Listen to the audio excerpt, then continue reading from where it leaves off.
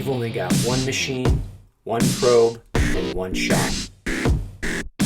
If you are the only one who knows how to use ultrasound, then you are the expert. You are listening to Sound Waves from the Community with your host, Dr. Tyler DeShawn.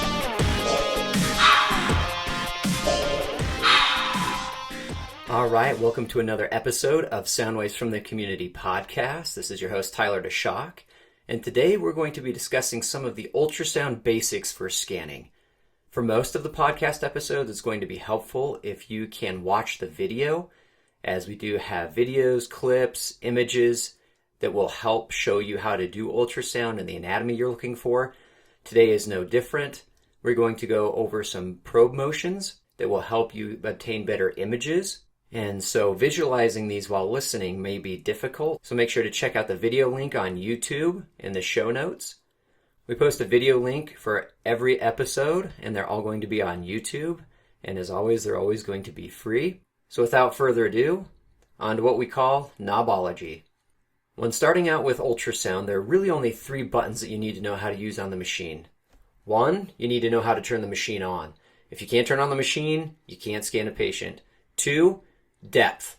Depth adjusts the distance from the end of your scanning probe down to how low or how deep into the patient you're going to be scanning. Usually this is going to be indicated along the right side of your machine screen, and it's going to give you a depth in centimeters. So if you see numbers with hashes down the side, that's what it is. If you increase your depth, you're going to go down in centimeters and increase your viewing field. If you decrease the depth, it's going to have the opposite effect. You're going to be able to see more shallow structures and try to center those in the screen. The only other knob or button that you need to know how to use is gain. This adjusts the amount of contrast that you see. It makes brighter things bright or darker things dark, depending on whether you increase or decrease the gain. There are also some terms that we need to discuss. When looking at ultrasound, there are basically three shades of black, white, and gray. There's what we call anechoic or black. If something is anechoic, that means that no sound waves are reflected back. They completely transmit the sound waves through. Structures that are anechoic are usually going to be fluid-filled, such as the bladder, blood vessels, the chambers of the heart, etc. In between shades of gray are referred to as hypoechoic. If something is hypoechoic, it just means it has less echoes compared to something that it is adjacent to or something else on the screen. Hyperechoic describes targets or structures that are bright white. These are things that are dense and reflect a lot of sound waves back to the ultrasound probe in the machine. Examples of hyperechoic structures could be bone, foreign bodies, and stones such as gallstones or kidney stones. If you're doing a procedure, the needle is going to be hyperechoic. So as we describe things on the podcast, try to keep that in mind. Anechoic means no echoes and is black. Hypoechoic means that it has less echoes returning than something else and is going to be some shade of gray. And white are structures that are hyperechoic and really reflect sound waves back to the machine.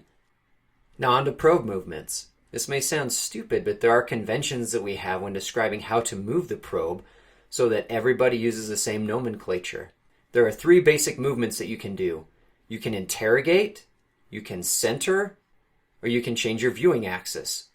There are two probe motions that allow you to interrogate a structure. They are sweeping and fanning. A sweep is going perpendicular to the plane of sound waves and is generally a broad motion. This allows you to interrogate broad areas to find your target structure, whether this is free fluid or Morrison's pouch on the FAST exam, or if you're interrogating along the aorta to look for an aneurysm.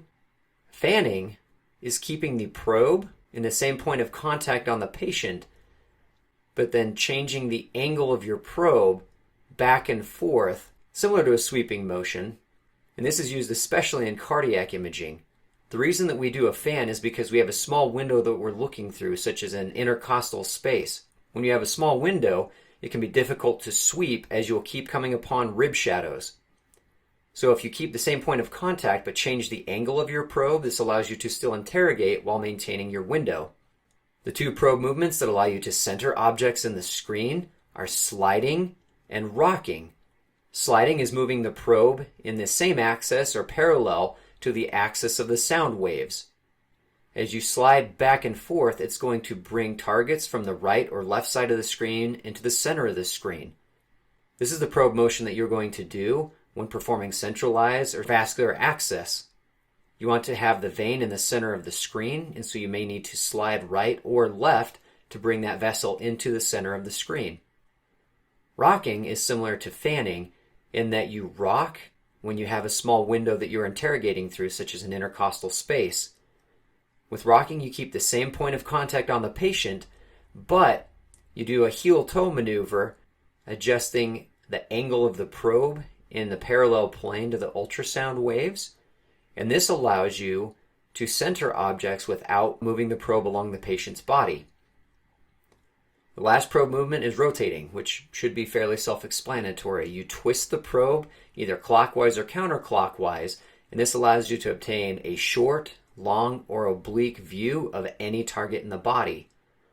Ultrasound is dynamic, and it is not like X-ray or CT where there are rigid images.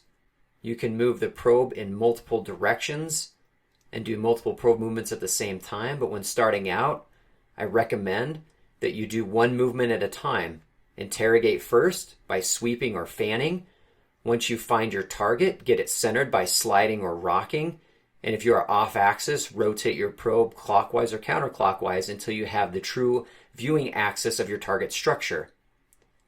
Practice these probe movements and doing them intentionally and one at a time, as this will give you the best chance for obtaining a clear view of the structure you are trying to look at. This is a very brief episode, but it is meant to be helpful to those who are starting out in community ultrasound and need a reference point to start from or a base to build on. Once you have the probe movements down and know the basic knobs on the machine, it allows you to turn the machine on, find your target, adjust your image contrast by using your gain, and also getting your target as big as possible while seeing important structures by adjusting your depth, and then getting the correct axis of view once you have your target centered in the screen. Now get out there and scan. Every shift, do one scan. Be intentional with your work, and I promise you that you will become the ultrasound superhero that you can be. Stay safe and stay healthy, and keep scanning, my friends. We are committed to serving you, our community ultrasound brothers and sisters. If you find this podcast to be of great value, please subscribe on Apple Podcast, Google Play, or Stitcher, and please leave us a review. If you have a specific request or feedback, feel free to email us at communitysoundwaves@gmail.com. You can follow us on Twitter at Megasound, MEGUSOUND. Stay healthy and be safe. I don't always use ultrasound, but when I do, it makes a difference. Keep scanning, my friends.